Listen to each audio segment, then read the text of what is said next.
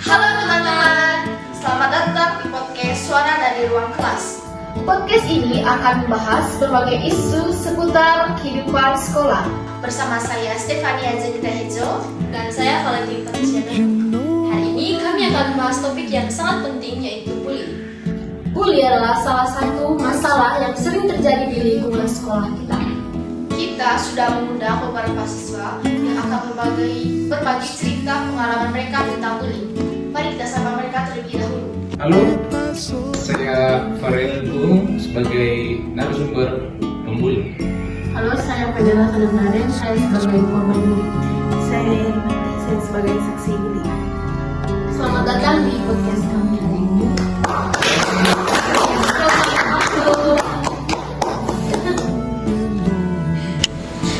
Kita mulai ke pertanyaan pertama kita kepada teman kita Farel. Farel ini pernah mengalami atau menyaksikan atau bakal menjadi pelaku bullying? Kalau sih saya dominan menjadi seorang pelaku. Coba Farel ceritakan tindakan seperti apa yang Farel lakukan sebagai pelaku bullying. Kalau soal hal yang kami lakukan itu lebih ke yang sering kami lakukan itu lebih mengarah ke verbal. Tapi hal yang paling diingat itu adalah kami melakukan kekerasan fisik pada korban. Kekerasan fisik tersebut kami lakukan karena hal yang pertama, korban mengganggu suatu hal yang tidak suka dari pembuli. Itu tadi membuat pembuli ini merasa risih bukan karena, kalau menurut saya sendiri tidak tahu dari pembuli lainnya. Pada saya masih SMA saya itu tipe orang yang paling tidak suka kalau diganggu saat saya sedang diam gitu. Apalagi kalau kita sedang melakukan sesuatu yang kita menjalani dengan tekun, salah satu orang mengganggu dengan pekerjaan yang kita sedang jalan. Hal itu membuat suatu kekerasan atau apa mungkin berlebihan, tapi itu juga salah satu buah emosi dari suatu pembulian. Tentunya itu pada saat SMP. Kami sedang berbincang tentang sepak bola dengan salah satu teman saya. Saya sedang berbincang tentang sepak bola. Korban mengganggu, kami punya perbincangan tentang sepak bola tersebut. Hal itu kami praktikkan pada korban karena penasaran dengan gaya berbincang dengan Sergio Ramos. Mungkin teman-teman sepak bola kenal dengan Sergio Ramos. Itu pernah ke Real Madrid yang kami ditakuti pada saat itu. Korban ini mengganggu kami. Dia mengatakan bahwa permisi karena ini podcast jadi tidak terlalu resmi. Dia bilang begini kan, kau punya bagus apa sekali ya? Itu kami terus senang. Setelah itu teman ini mempraktikkan mereka seperti ini. Saya biasakan misalnya saya ingin mencoba dalam isu orang. Kebetulan korban lewat saat itu dan mengganggu saya. Saya kejar selagi dia tertidur pulas seperti tertidur pulas, memang seperti tertidur pulas tadi dengan penuh rasa sakit yang menjerit ada yang gitu, tapi ya segitu ya. Ini merupakan tindakan bullying manual jika kami susah mengetahui. Setelah ini teman Farel sudah melakukan tindakan, apa perasaan teman Farel? Teman-teman takut ya, dia minta tukar tangan dengan saya. Oh, jadi tangan ada cedera. Cedera, dia bilang begini, cedera itu yang membuat cedera. Ada rasa sebetulnya. Rasa misalnya, ya sedikit. Tapi pada saat itu setelah melewati masa-masa seperti itu, saya merasa sangat tertekan karena tidak tahu pola pikir saya ini. Saya pernah menjadi seorang pembuli yang membuat orang lain sakit hati. Tapi itu tadi untuk teman-teman yang tidak ingin dibully, itu ini sebagai pendapat dari saya untuk audiens, sebagai audiens pada teman-teman pendengar agar tidak mengganggu segala kenyamanan bagi teman-teman yang lain. Iya, oke, teman-teman. Sudah dengar toh? Jadi ini sebagai mantan pelaku bullying, dia udah maksudnya karena ada yang mengganggu dia. Nah, jadi kalian kalau misalnya tidak mau dibully, kayak mending diam saja. Jangan mengganggu orang lain. Tuh. Kalian sudah lihat tadi apa yang terjadi, memang sangat tidak bisa dicontoh. Ya tapi itu saya minta maaf semua untuk teman-teman korban bullying, jangan dengar ini ya. Oke, selanjutnya kita beralih ke Kakak Nera sebagai korban bullying. Yang pertama saya ingin bertanya, Kakak Nera ini mulai dari kapan mengalami bullying? Sejak saya memasuki SMA kelas 1. Jadi sebelum itu tidak mengalami bullying. Sebelum itu tidak pernah mengalami bullying atau sebelumnya juga menjalankan pertemanan dengan baik. Menurut Kakak Nera ini, apa yang menjadi penyebab utama dari terjadinya bullying? Mungkin karena apa nih, pelaku dia merasa tidak senang dengan saya atau bagaimana? Bagaimana sekali perasaannya Kakak Nera saat pertama kali dibully? Karena sebelumnya kan dia dibully tuh. Pada saat masuk SMA tiba-tiba dibully. Bagaimana sekali perasaannya? Saya merasa dan juga takut. Mungkin ada niatan untuk melapor atau melawan. Apalagi kalau saya coba melapor ke guru, saya takut diancam sama suami. Ancamannya itu ancaman fisik. Contohnya seperti apa? Kakak Nera bisa contoh. Contohnya dia bilang begini, kalau kau coba kasih tahu di guru sudah kau lihat. Dengan begitu Kakak Nera terus jadinya takut dan Apalagi kan sebelumnya kita tidak pernah dibully toh. Karena sering dibully, takut untuk berkomunikasi dengan guru, takut untuk melapor. tindakan beliau apa saja yang sering Kakak Nera dapat dari teman-teman? Yang saya sering dapat waktu SMA itu tindakan bullying verbal. Contohnya ada saya punya teman ini namanya inisial C, inisial I. Dia ini ada mempunyai komplotan geng. Dia sindir saya terus, omong-omong tidak jelas. Dia bilang gini, ih kamu lihat itu anak, dia cari pergaulan dia itu bau apa segala macam. Saya bayang sekali Kakak Nera pasti sakit hati sekali dengan kata-kata. Apa sekali yang terparah yang Kakak Nera dapat? Tidak ada sih, hanya mendapat apa sih? Hanya saya merasa dijauhi, tidak memiliki teman. Beda kan dengan sebelumnya toh, dari teman yang sangat baik tiba-tiba masuk menjadi korban bullying. Oke, jadi kita sudah mendengar tentang bullying dari sisinya pelaku dan korban. Selanjutnya kita akan mendengar dari sisinya saksi. Nah, Yani adalah sebagai saksi bullying. Saya ingin bertanya kepada Yani, bagaimana perasaan Yani ketika melihat atau menjadi saksi dari bullying? Perasaan saya terganggu, itu yang besar. Saya terganggu karena suara dari pembuli itu terlalu besar, sehingga mengganggu konsentrasi dalam kelas. Terus Yani ketika melihat tindakan bullying apa yang Yani lakukan? Yani kasih tahu, memberitahukan kepada guru atau hanya diam saja? Saya netral, saya tidak membela korban atau membela pelaku. Paling saya kalau saya juga iya. Jadi Yani yang tegur pelaku ya? Iya. Tidak ke guru. Jadi selama Yani melihat ini menyaksikan tindakan bullying, terjadi bullying yang parah sekali ya. Apa yang Yani lakukan? Paling yang memang ada kekerasan ini bullying fisik.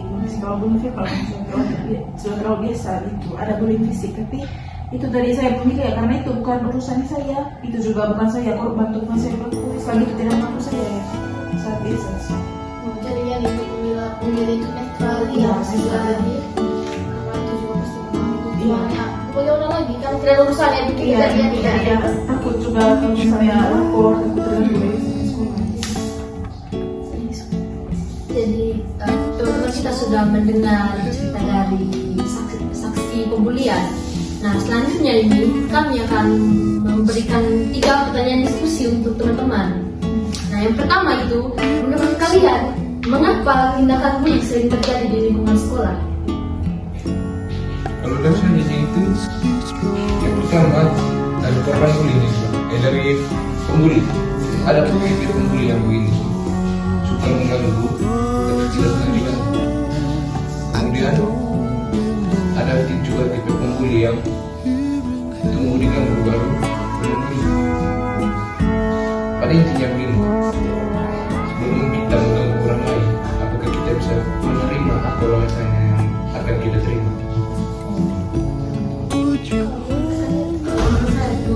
Kenapa sering terjadi bully di sekolah? Mungkin ini pembuli merasa tidak senang dengan korban. Mungkin tadi yang misalnya contohnya ini korban memiliki nilai yang sangat tinggi, terus dia dapat nilai yang sangat rendah. Dia merasa tidak puas dengan nilai mereka, jadinya dia memberanikan diri untuk membuli dia punya teman. Kalau dia awalnya sekolah itu tumbuh dari rasa iri dia. Kalau dari kalian, Kalau dari saya sendiri ya, saya belajar dari pengalaman karena di sekolah itu sistem untuk masuk sekolah itu sistem zonasi memang bisa diterima dari luar daerah, dari luar kabupaten saya, luar dari kabupaten sekolahnya saya. Tapi itu ada jalur prestasi, akademik atau non akademik.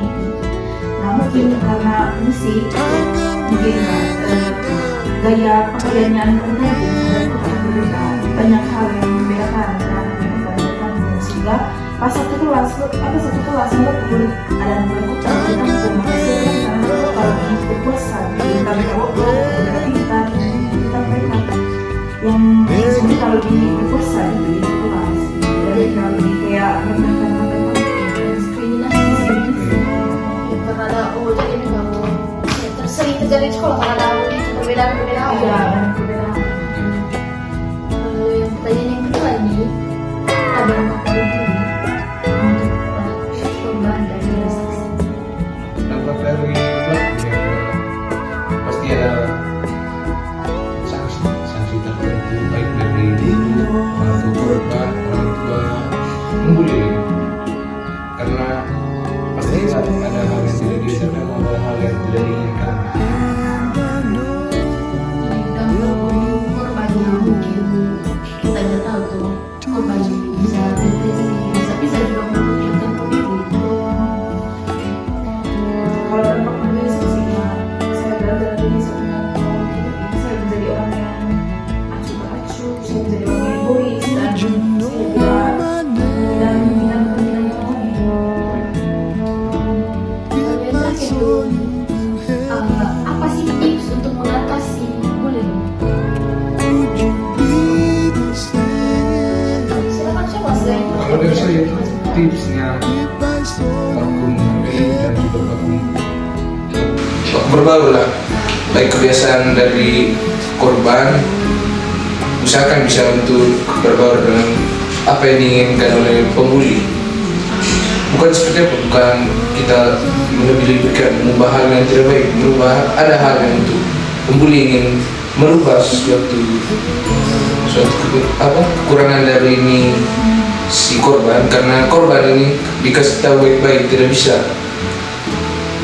tunggu melewati cara-cara tertentu. Ada tipe orang yang begini, tunggu dibully dulu baru bisa berubah.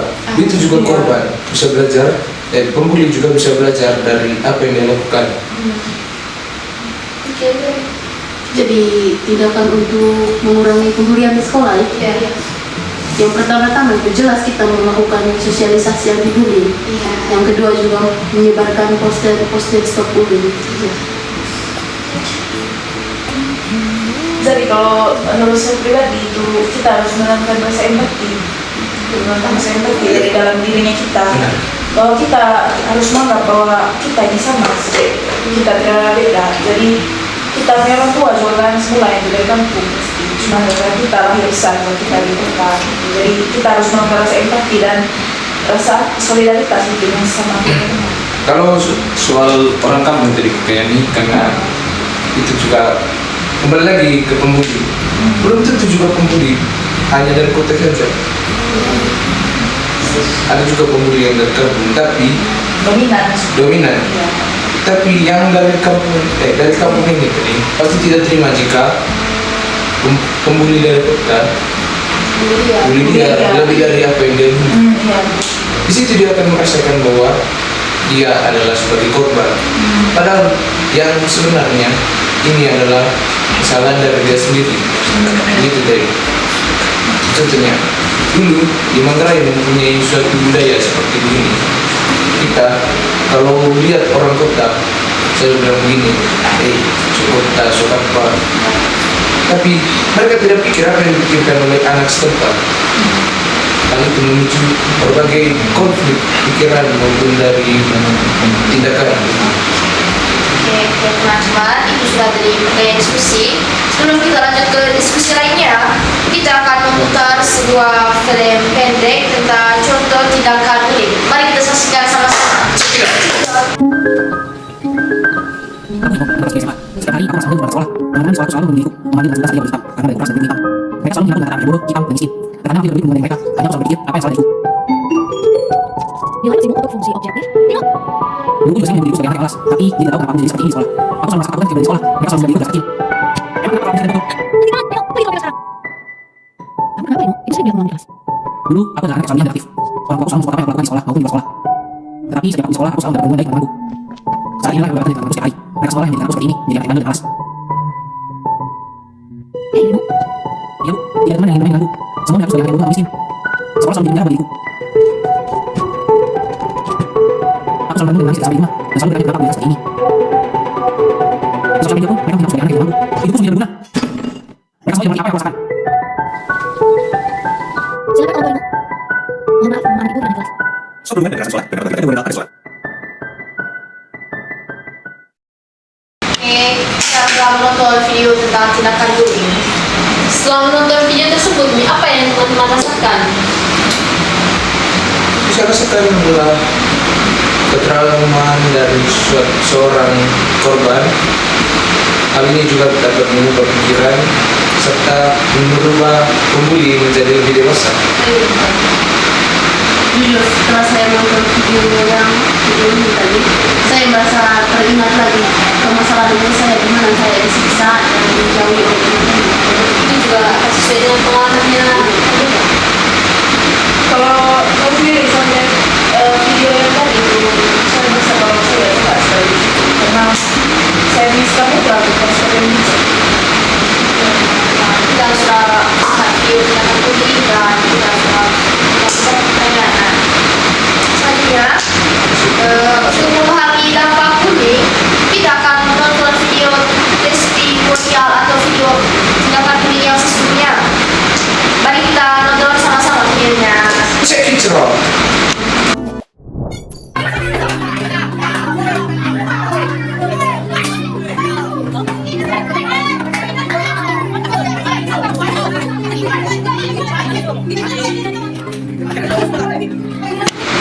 Setelah menonton video tersebut, apa yang kamu rasakan? Apakah kamu merasa tersentuh atau kamu merasa menyesal setelah menonton video tersebut? Untuk pelaku, Misal, setelah menyesal apa yang kamu lakukan? kita setelah ada penyesalan bakal ada perubahan. Ya. Ini saya merasakan namanya semacam apa tuh kak? Saya merasa dijauhi, tersentuh sekali seperti itu. Dan merasa tersentuh setelah menonton ya, karena Lagi ya sangat Relate. Nah, selanjutnya kita akan memutar cuplikan tentang jenis